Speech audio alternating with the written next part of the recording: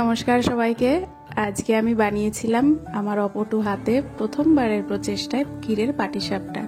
পিঠেটা খুবই ভালো হয়েছিল, তাই ভাবলাম আমার মতোই যারা পিঠে বানাতে ভয় পাচ্ছেন তাদের যদি কাজে লাগে, তাই ভিডিওটা শেয়ার করলাম।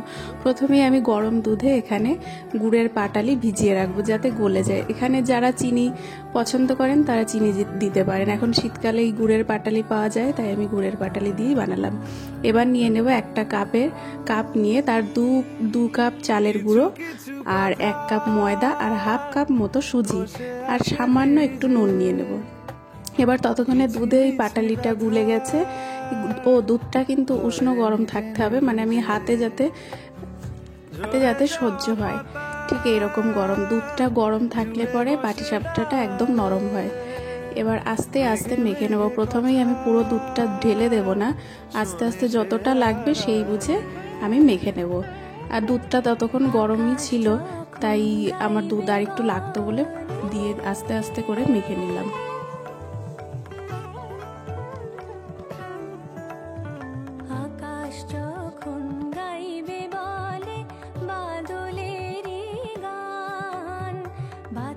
আমার ব্যাটারটা প্রায় তৈরি হয়ে গেছে আর ঠিক এই রকম ঘন হবে।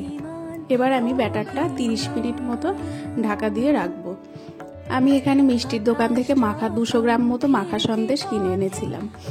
আর নিয়ে নেব একটা পাত্রে সাদা তেল। আর দেখতাম আমার দিদা বড় মারা বেগুনের ওই বোটাটাই ব্যবহার করতেন, আমিও ভাবলাম সেটাই করি।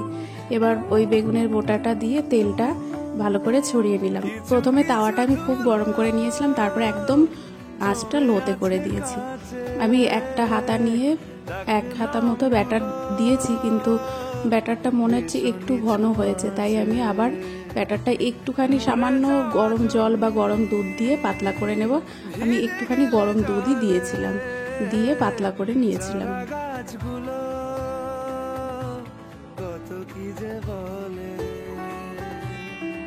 ব্যাটারটা ঘন হলে পরেই ওই পাটিসাপটাটা একটু মোটা হয়, যেটা ভালো লাগে না, তাই আমি পাতলা করে নেওয়ার পর আবার আরেকবার দিয়ে দেখবো ঠিকঠাক হয়েছে কিনা।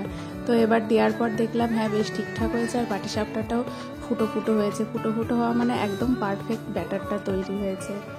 এবার আমি ক্ষীর দিয়ে পরপর পাটিসাপটাগুলো ভেজে নেব।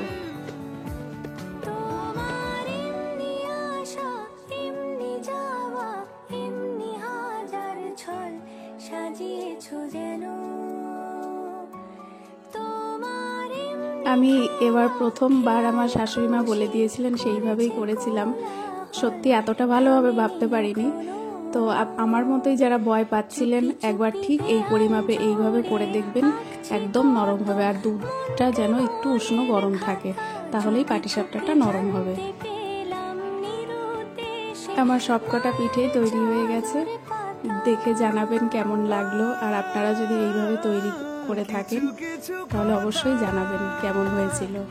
আর পারলে একটা লাইক শেয়ার করে দেবেন।